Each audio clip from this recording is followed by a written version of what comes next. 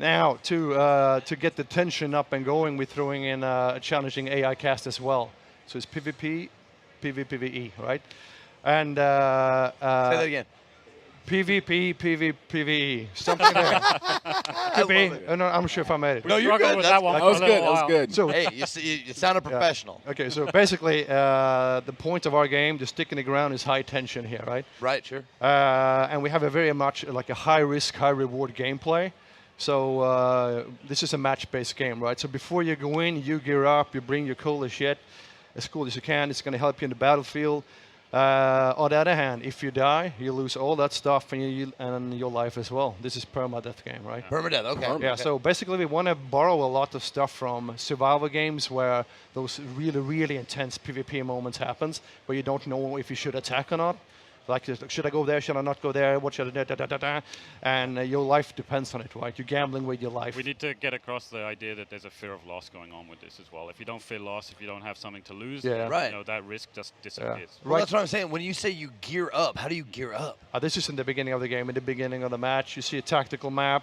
You see what monsters you're going to do, and then you're gearing up accordingly what you think is going to be worth it, right? Are you gearing up within the game or before you enter the game? Before you enter the game. Okay, okay. Nice. All right. And then the match itself is divided into three sections, basically. This is the tracking your target thing. So you have a detective mode, which can see dark energy. Okay. Right, so that helps you, because I don't want to see any hard elements. The game should speak to us, right? Right. By itself. Nice. Now, here's the typical encounter for AI encounters here, right? They are really there to challenge you to use your gear differently. Okay, so obviously here right now, I'm going to use a flare. I want to see a little bit more what's going on. It reveals more stuff. On the other hand, all the other teams out there might see that flare, right? Right, right. Good. So, and now we ended up in a bit of a combat situation. This encounter didn't go so well for us actually when we played it. You'll see here it's like a bunch of bad players playing badly, right? So we go in there, we try to do a cool Yeah, thing, and yeah. it turned it around on us, and we had to retreat. Better run than fight poorly, man. Yeah. Yeah, well, permadeath, I mean, that gives you something to lose. Yeah. For sure. And so the whole point with this game with the AI is we want to create the unknown here and always makes you guess what's around the corner here, right? Like, is it a player? Is it an AI? What could it be? Okay, I'm missing it. So this is the detector mode. I'm spotting like dark energy in the world. It helps me to guide around. If I get there, I can connect, kind of like I have some superpowers to connect with the boss, and that's going to narrow down his location, right? Is that what creates the dark energy that you see? Is the Yeah, there's like a detector mode. I have a bit of hell inside of me. I have a skill, right? So when I use this one, I can see a little bit of the underworld, right? Oh. Good. So this here, right there, right? I can see that there's something going on in that house, but I don't know necessarily what. Sure. Right? Okay. Okay.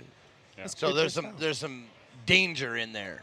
There's something there. There's a clue we want to get to. Okay. Okay. If we interact with it, we make a temporarily connection with the boss, and in this time we can see through his eyes, right, and try to narrow down his location. Yeah. And at the same time, obviously, we've got, there's a bunch of other players all trying to do the same thing. They're trying Yeah, to find these are like targets, these are like magnets for other players. Other players are searching for the same thing. Oh yeah. Good. So if you don't play carefully and watch out here and do some teamwork, you might be in shit. Oh, so this is like the goal. Yeah. So this is the first clue to the boss, right? Okay. So as you see now, Oh. I'm gonna make a connection. To the pit of hell. Yeah, I do. And obviously, I'm seeing through Yo. the target's eyes, right? We've actually had situations where players have done this, and we've seen other teams Fight- currently about to fighting. get. Oh, Right. dude, I just figured out what that was. Yeah, Oh my It's an God. arachnid. Yeah. Ugh. You might see him a little bit more later. And, We don't and this have is also like, so we're jumping a bit here, right? So we took the third clue here. Okay. And in classic survival game scenario, right? You have already spent some ammo. You Yep. want to go maybe to a supply point, right? Yeah. But as always, they're in the shitty spot. So it's again high risk, high reward gameplay. Should I go there or not? Because people might snipe me as I go there, right?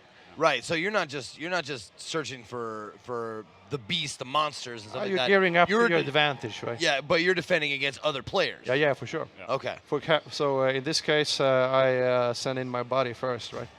So Yeah. Kind of fodder as usual. Go get a meat shield. It's always the Brit goes in first.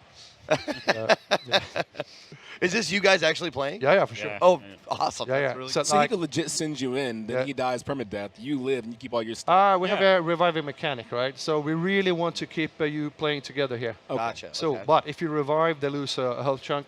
Okay. And if you revive again, then well, you're in shit, basically. Okay. So here so basically this game is a very social game. So what you don't hearing here is the commentary, right? Right. It's like me and him constantly chatting what we're hearing and stuff. And if he gets scared, I get scared, and I get jumpy, right? That's the part, right? And obviously the VoIP and stuff in game is going to be positional. It's 3D as well, so you can obviously. Nice. I love that. Yeah, yeah. I love that. So if you pay attention there's like there's a PvP battle going on beneath us because everybody is kind of going now to where the target location is.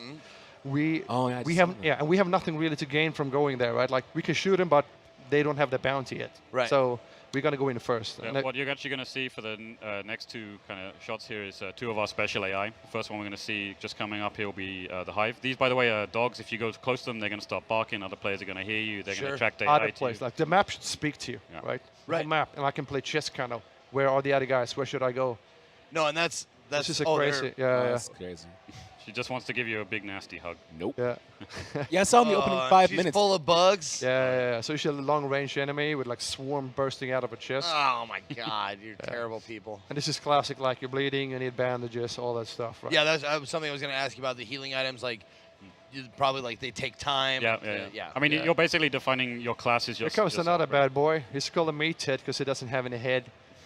Like, Yeah, he's using basically leeches on the ground as a way of seeing Yeah. and hearing and understanding what's going Yeah. on. So we went too close to them. They got triggered, and he's now. Okay. yeah, so our game starts really stealthy because you don't want to be known, your position. Right. But sometimes you just have to bomb your way through, right? Well, yeah. I mean, if that guy sees you, it's Yeah, this is like hotspots of actions. yeah, The lighting's outstanding in this game. It's all about the mystery and the darkness and the unknown. yeah. And obviously, Now, sorry. This is per- oh, sorry. So here we are. This is the boss fight. Okay.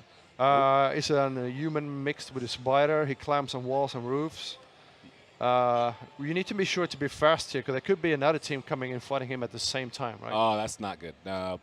Yeah. So That's and nasty. our game is very dynamic. It's like if you and me were playing it, right, and we hear these guys playing it, we might as well just wait for them to do it, and then we go in for the kill in the end, right? That's what I'm saying. Like, you let them take the brunt. Yeah. It's a perfectly legitimate strategy Yeah. for players to go in and try to Yeah, hunt but another team. At this for it. point, I'm being he just jump attacks and everything, right? And you see him one time, then he's gone the other. Yeah.